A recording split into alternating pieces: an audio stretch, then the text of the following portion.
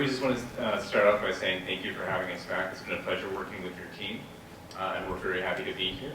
We'll start off by going into our key findings. All right. So one of the first things that we found is that your domain controller, the controller that has a big part of controlling all your other computers in your internal system, is actually missing a pretty critical patch. This can be used to gain access to that computer pretty easily. We recommend trying to patch that as soon as possible.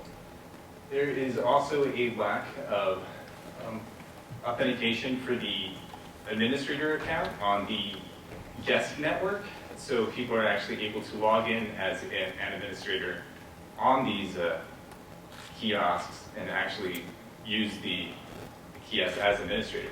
There are some creative barriers for this, but unfortunately we weren't able to find ways to escape the barriers you created, so we just recommend obviously setting a password for the barriers, or not the barriers, but the actual account. We did notice an improvement to the passwords that you have, but we are still noticing that they're still a little weak and could use a better policy. We know that you did some cybersecurity training with your professionals as well after our successful phishing attempt.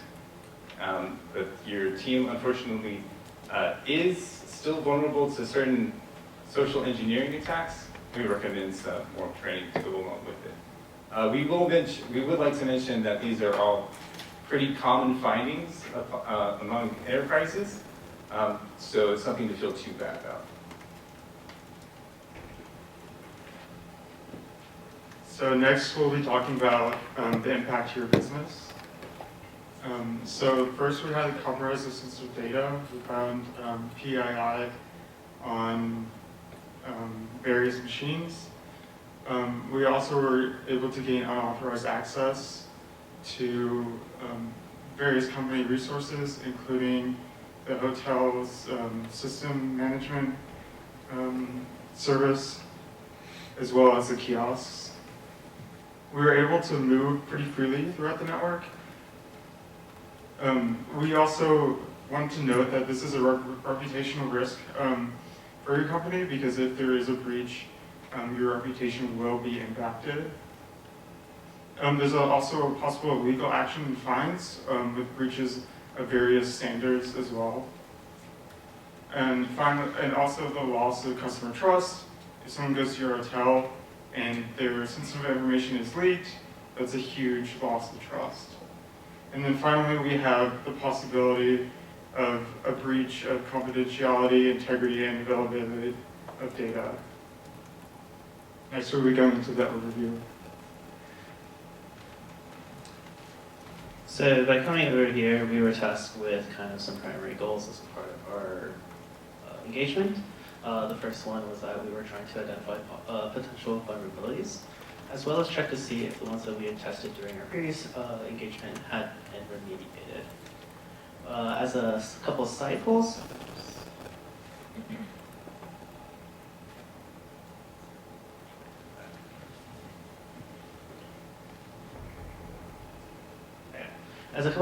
we also wanted to check compliance team across the company. More specific, we were covering the PCI DSS as well as the GDPR compliance. Overall, we also wanted to finally, after doing our findings, give you guys some tailored recommendations which will help you kind of improve the resiliency and reliability of your business and overall infrastructure, as well as to kind of outline some things to help secure your network so that way in the future you're not as vulnerable. During our engagement, we found 18 total vulnerabilities. Of these, 7 were informal, 3 low, 3 medium, 8 high, and 4 critical. To quickly overview what those mean, informational were things that we saw that might potentially be a threat if your team did not know that they existed. Low are things that malicious users can use to kind of elevate their own status or manipulate their own data. Medium is kind of vulnerabilities that a user can use to kind of access others' data. High are vulnerabilities that could potentially impact kind of the functionality of the hotel and potentially take it out for a couple days. And critical were vulnerabilities that, if exploited correctly and are not hard to do, could potentially stop and cease all hotel functionality altogether. We also noticed that only a couple of the vulnerabilities that we posted up last time were remediated, and we hope that when you guys call us again in the future, which we would love to come again, that more of these would be covered. All right, and now for a second, we're going to talk about GDPR and how that affects your company in particular. So just like a quick overview of GDPR, as I'm sure you well know, it's a piece of legislation that was passed in 2016 that went into effect in 2018 that specifically affects restrictions on the collection and storage of personal information of European citizens. And we can go to the next slide, thank you. So we found some areas of non-compliance with GDPR, and you might be wondering that, like, Cozy Croissant is based in Nevada, so how does this affect you? So this actually affects any company that does business with European citizens, even if it's an American company. And since Cozy Croissant is a hotel chain, I imagine that you would be wanting to do business with tourists and such that visit Nevada. And so the first thing that we found was a violation of limitation of purpose data and storage, and that was that there was retention of data in the Cozy Croissant for residents that were no longer at the Cozy Croissant for much longer after. So that's personal identifiable information that was in the network that should not have been after a long period of time. And then these next two rules, personal data breaches and awareness and training, so that has to do with our social engineering assessment that we discussed earlier. It was a phishing assessment, and there was an employee that divulged lots of personal identifiable information about your residents. And so, like, you need to conduct awareness and training to, like, prevent that in the future, because the fines for the GDPR are quite significant and can go up to 10 million euros or 2% of your company's annual revenue. So the payment credit industry data security standards is a set of compliance rules that any organization that transfers or processes credit card information has to abide by. So next slide, please. So we found 3 requirements in areas of non-compliance. So we found violations, obviously, in our key findings. We mentioned that one of the biggest things was weakened default passwords. And so because of this, we were able to get into administrative accounts with access to credit card information.